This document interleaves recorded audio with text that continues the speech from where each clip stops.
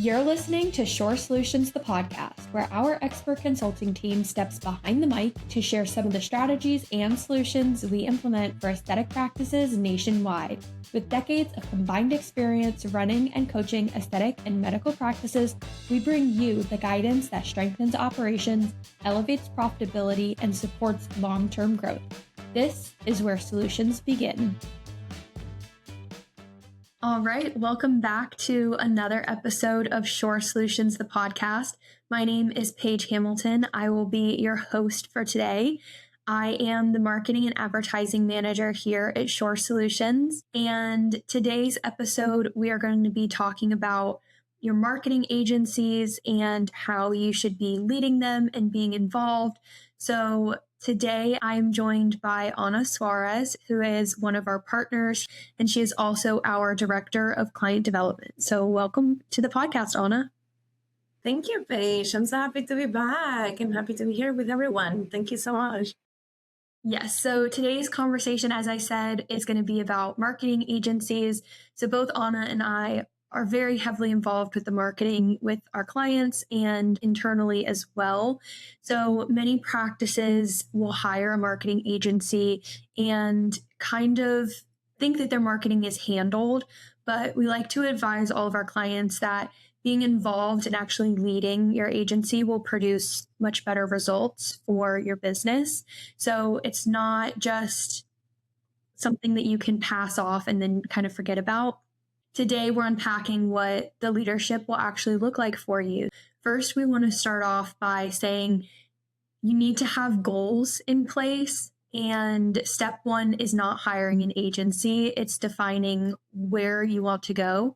So Ana, I'm going to pass it to you. Can you talk a little bit more about what kind of goals that they should have before looking into a marketing agency? Yes, and I'm so glad that you're bringing this up, Paige, because we've had a lot of clients ask us this question. And now that we're starting a new year, I think that will be a great thing to do where we have a plan in place or like a better idea of some things that we can do when we're managing the marketing agency, or even if you have like an internal small marketing team, there has to be some type of plan and goals. And usually they would align to your business goals for the year. So for instance, if you're trying to promote a specific new procedure that you're offering now at the practice, or maybe you have noticed that there's a high demand for one of your treatments and services, then making sure that the marketing efforts reflect that. And so maybe it's doing a little bit more of a campaign or maybe some paid ads, whatever it may be, to make sure that you're promoting that service. And just making sure that the plan is cohesive with your overall business goals. And the reason that that's important is because if you don't know, as a business owner, as a practice manager or administrator, if you don't know what are the goals, the business goals for that quarter or for that year, it's going to be impossible for your agency or your marketing team to guess what those are.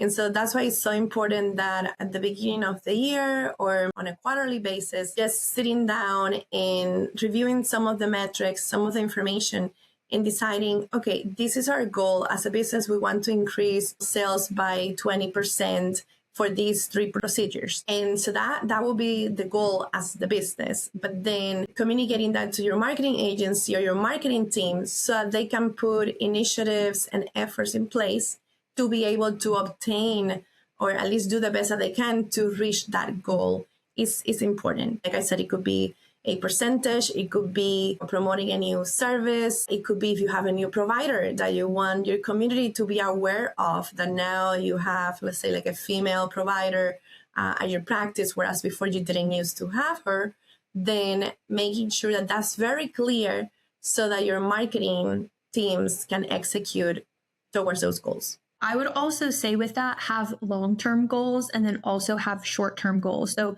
Ana just mentioned if you have a new provider, that might be a more short-term goal. If you wanted them to have a full schedule right away, or, maybe you have a monthly promotion, that also might be a short-term goal, increase the volume for that one procedure that you're doing for that month, but then also have long-term goals if you want to increase your leads from last year by a certain percentage or something along those lines as well. So that way you have two sets of goals to be able to measure. And I think now, as Anna mentioned, that it's the beginning of the year. Now is a good time to look at how you did in 2025 and then set your year-long goals for 2026. And then so that's an easy comparison to compare how you did last year and where you want to go. So the next thing that I want to jump into is I had mentioned at the beginning of this episode, hiring versus we want you to lead the agency. So I want to talk about what that actually means.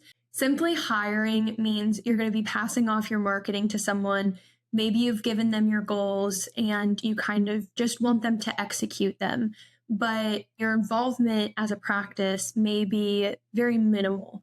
Whereas leading, we want you to have a hands-on approach. Agencies will have a lot of resources and a lot of expertise that you can be able to use.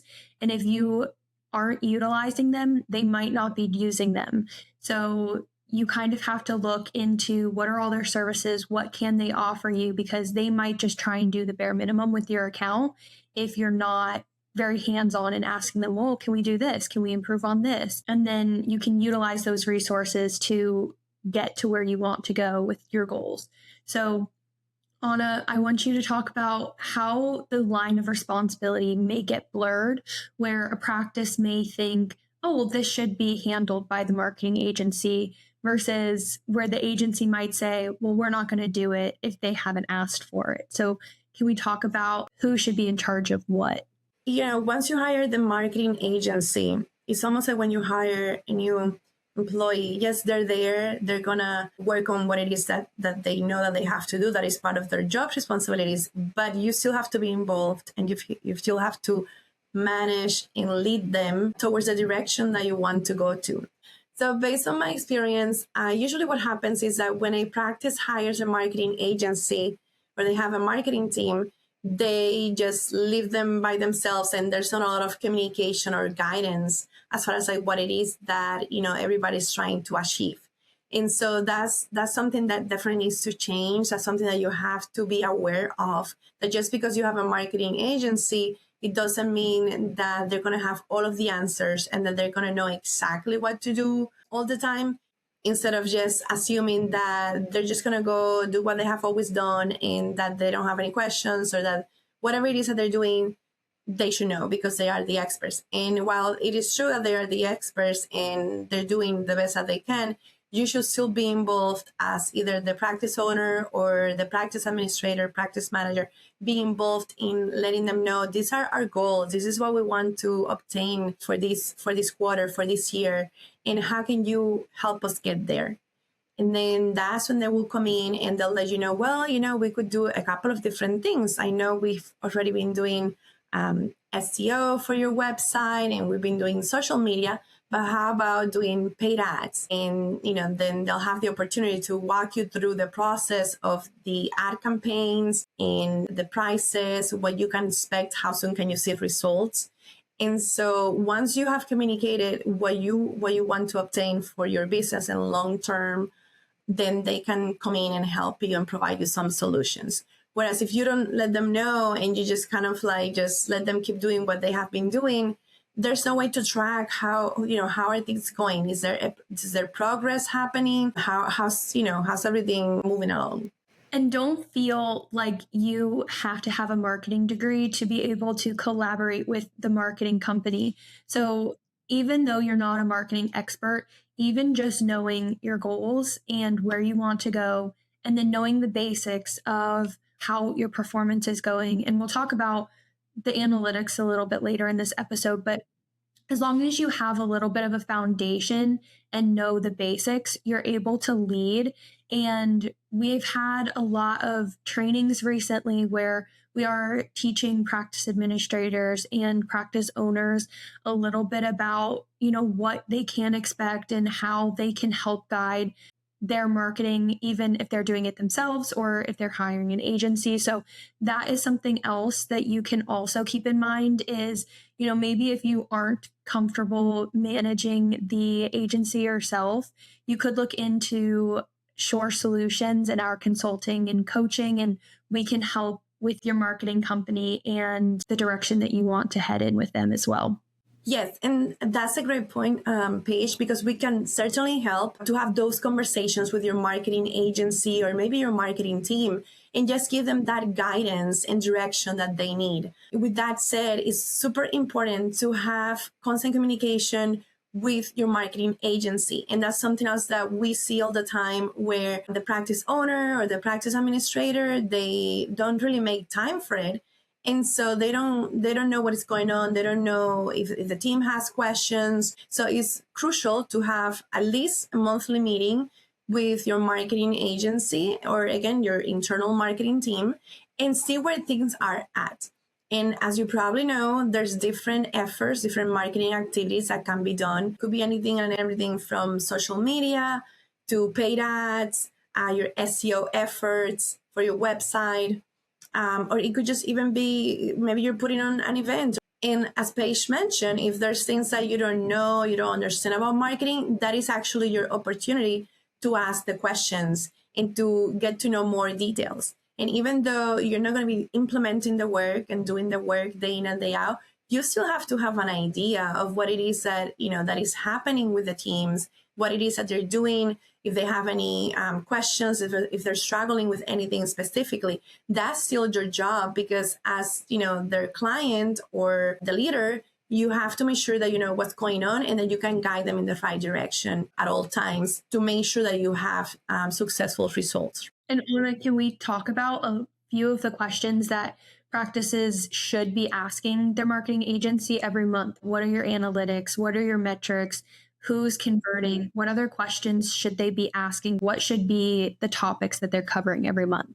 Yes, so there's a couple of things that could be asked. Again, having those recurring meetings is helpful because marketing has a lot of things, like many areas that it covers a lot of areas, right? So for instance, for your SEO, which is a search engine optimization, the efforts that they're doing to optimize your website and to make sure that when someone goes to Google or any other search engine and they type in the name of one of the procedures, you want to make sure that your practice comes up within the first page of Google because otherwise it really won't be found. Like most people, they just look at that first page and they don't really take the time to go to page 2 or 3. So if that's where you're ranking right now, that's a really bad position to be in. You always have to make sure you are on that first page within the search engine, in this case, as the example, Google, right?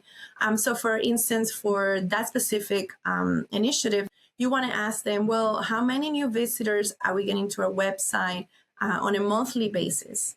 And how long are they staying on the website? Because if they leave right away, like let's say someone goes to your website and they're only there for like 5 seconds, it means that whatever it is that they were looking for, they were not able to find it on your website. And so you want to try to find out why is that? Is it because of the content that you have on the website, or how they have titled a specific procedure that makes it confusing for people, and then they think that they're going to go to the website and find information about that procedure, but in reality, it was another type of procedure, right? So you want to know the new visitors, you want to know how long they're staying on the website, you want to know which are the most popular web pages that they're looking at. Are they reading a lot about, let's say maybe like a facelift or maybe like the fillers? Are most of your visitors going to those pages? Because that tells you those are the procedures that they're pretty interested on. And so they want to learn more about them. And so maybe now in your other marketing efforts, you can put more information about those specific treatments or specific services that you're offering, right? So there's always metrics that you can take a look at and you can ask them about to make sure that everything is moving forward, or if something's not working, how can we improve it? How can we do it differently? But just having that conversation is very helpful because you can ask those questions as you go and then you're learning, and also you're able to answer the questions that they have as well. So Paige, are there any other metrics that our audience should take a look at and should consider asking their marketing agencies or their teams just to know where things are at and how they could be improved? Mm-hmm. Of course. So I feel like your first instinct may be to think, I need to check my likes, I need to check shares, comments, and this would be for social media. So those we like to call more of like the vanity metrics. So those are things that will tell you your posts, if they're organic posts or if they're paid ads, how they are performing. And if you get more likes, you'll get more reach. But that's not as important as knowing the quality of the leads that are coming in and then how many are actually converting.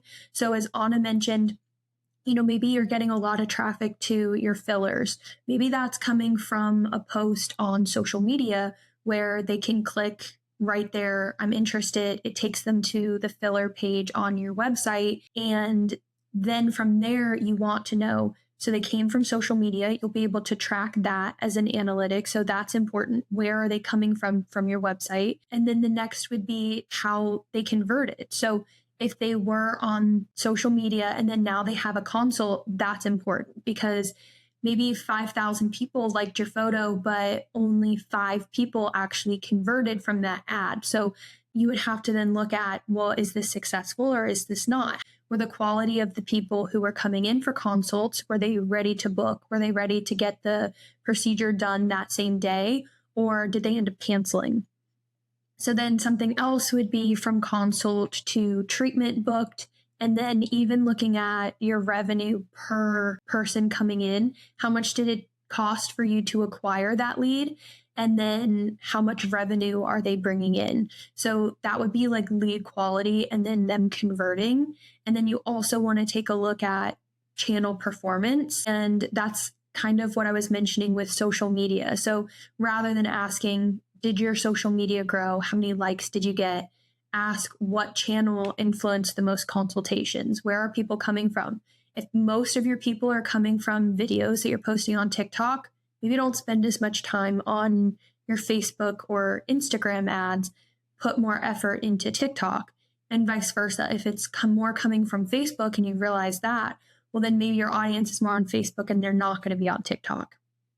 So that's something that's very important. And then also, what other channels have assisted? Did people find you on everything and then they decided to Google you? So you have to basically ask all of these questions and figure out what's working and then why it's working. And if it's not working, what can you change? What other things can you look at? Maybe month to month. So an example could be maybe your filler page is your most popular page. That's where everyone on your website goes.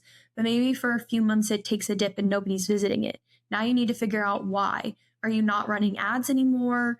Did the page go down for a certain amount of time? Did something like you changed the wording on it, so now it's not ranking on Google? There should be always an explanation, and then you need to figure out what can you change to go back to making it your top page. So then that's what you need to change if it's not working. And then just, is it helping you achieve your goals? Because the answer should be yes. And that's what I said about making sure you're on the right channel, spending the right ads, and everything like that. Yes. Those are great pieces of advice. Just kind of like reminding yourself that you don't have to know everything about marketing and the KPIs, but it is your job to always communicate, because as you're learning about marketing, they're also learning more about your practice and, how are you different from the competition, and what is your vision, what is your mission, what is your branding like? Because that's also important, right? You want to make sure that you're having a consistent look and feel throughout all of the different marketing channels, from your social media to your e-newsletter to your website, or even if you have an in-office event, you want to make sure that it's always the same colors, the same fonts, because you want to make sure that everything is cohesive, and that builds trust, because then everybody, every time they see your name come up and they see your logo, they know it's you, they know what you stand for, they know your values, your mission. So everything has plays an important part. And then also observing, are they providing suggestions? Are they being resourceful? Do they know what they're talking about? Do they know about the latest trends, and how could they be applied to your practice? Just by observing how they respond to your questions, your inquiries, it will tell you a lot, and it will let you know, well, I have the right team, or I have the right agency, or maybe not. Or maybe we have to supplement and get, let's say, like another vendor, or maybe another freelancer, or someone in-house to help me oversee these efforts as well. just having those conversations with the agencies, following up on the metrics, asking the questions, communicating the goals. So just remember, we can help you with that. So if you'd like to reach out to us and schedule a free consult, we'll be happy to talk to you and see how we can help you in your practice. And thank you to Anna for being a wonderful guest. We will see you in the next episode. And thank you for joining us on Shore Solutions, the podcast. Before you go, new episodes are released every 2 weeks, offering perspective on the decisions, systems, and leadership behind well-run practices.